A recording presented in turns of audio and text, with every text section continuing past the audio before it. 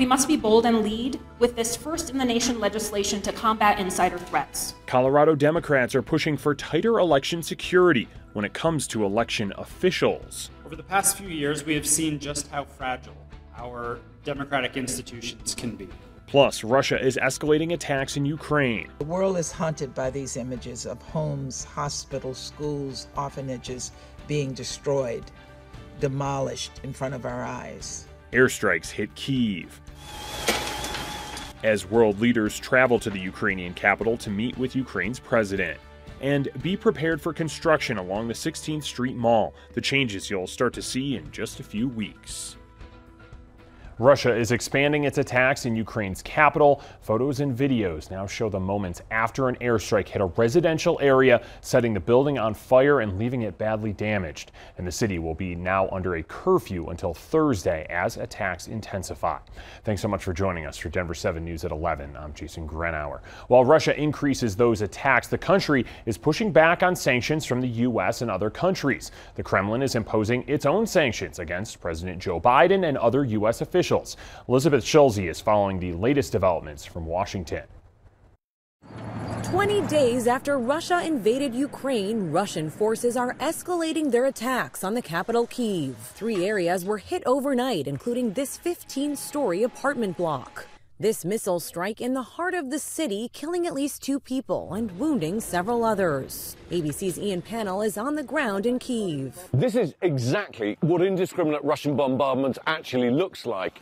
An apartment block struck by a missile at 5 in the morning, and you can see the incredible damage that it's done. And scenes like this are being played out across the country. Drone footage shows the devastation in the battered city of Mariupol. In a show of solidarity with Ukraine, leaders from 3 EU countries today are visiting Kyiv to meet with President Zelensky.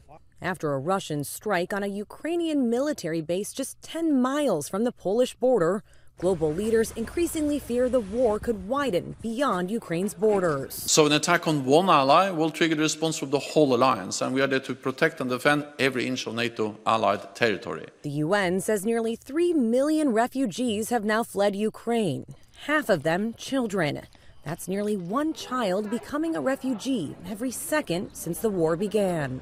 9 evacuation corridors reopening today, and after a pause Monday, peace talks between Ukrainian and Russian officials are again underway. It's to Russia's advantage to continue to try and negotiate, to show that they're a willing participation in the negotiations themselves, but it also buys them time on the battlefield. Elizabeth Schulze, ABC News, Washington. Just within the last 10 minutes, NATO now confirms world leaders will meet in Brussels next week. An EU official says President Joe Biden will attend, but the White House has not confirmed that. The war in Ukraine is keeping gas prices in the U.S. high, but they have remained steady over the past few days. Prices in Colorado are still below $4 a gallon at $3.97. The U.S. average is about $4.32 a gallon. And prices of just about everything else are also rising. The government says wholesale inflation shot up 10% last month from a year earlier, and the producer price index, which tracks inflation before it hits customers, rose 0.8% from January. It's a sign inflation pressures remain intense at really all levels of the economy. The government report does not include prices that change after February 15th, so it does not include that spike in energy prices when Russia invaded Ukraine. A Republican-backed bill related to elections and voting has stalled in the State House committee. It includes things like eliminating some mail-in voting and requiring in-person voting on Election Day.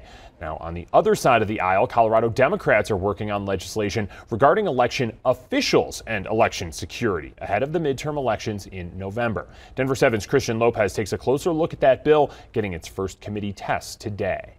Colorado Democrats just unveiled this new bill yesterday, and let me break down exactly what it does. Senate Bill 153, otherwise known as the Colorado Election Security Act, does a few main things. First, it will increase security measures by requiring key card access to voting equipment rooms and year-round surveillance. Second, it will require more training and certifications for elected officials. And third, it tightens rules around the election officials themselves, saying they cannot serve if they've been convicted of an election crime, and they can't spread misinformation about elections. I don't think it's much to too much to ask to say if you're running our elections, you can't lie about our elections. And Senate Republicans told us they'll be tracking the bill's progression, and they're hoping for a bipartisan collaboration when it's considered. Reporting in Denver, I'm Christian Lopez, Denver 7. That measure is a reaction to Mesa County Clerk Tina Peters. Peters will be arraigned in May. She's accused of tampering with election equipment. Peters and Mesa County's deputy clerk were indicted on multiple felony charges following a long-running investigation into how sensitive election information ended up online. Now, Peters is also separately accused of trying to kick a police officer who was detaining her in another separate case.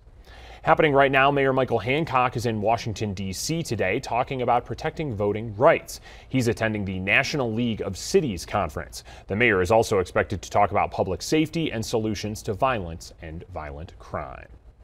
Governor Jared Polis is taking the next steps to introduce universal preschool in Colorado. He's meeting with lawmakers, educators, and parents right now about that program.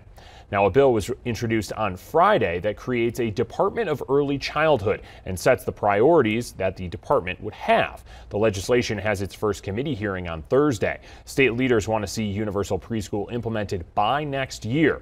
We'll have much more on this story tonight on Denver 7 News at 5.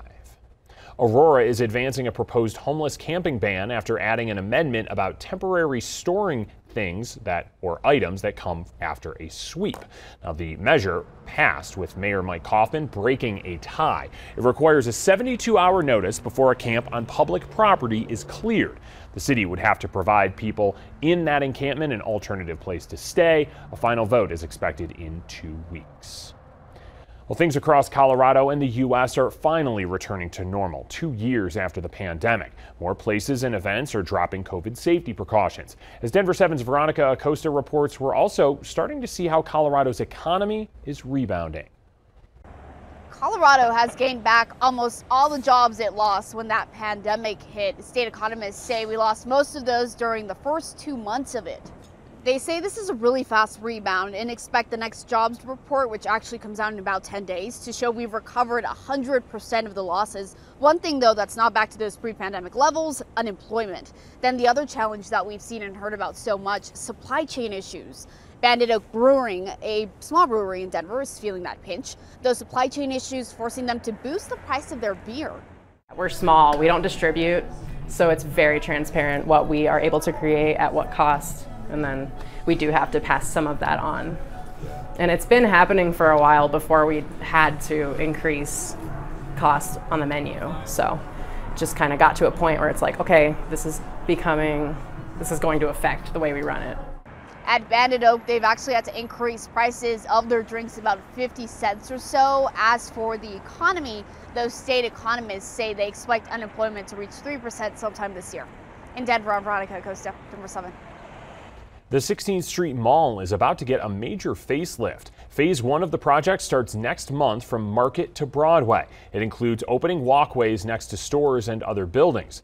Other renovations include a new granite paver system and moving transit lanes. Utilities will be upgraded and tree canopies will be expanded. You can give your input during a virtual open house from 5:30 to 7 tonight.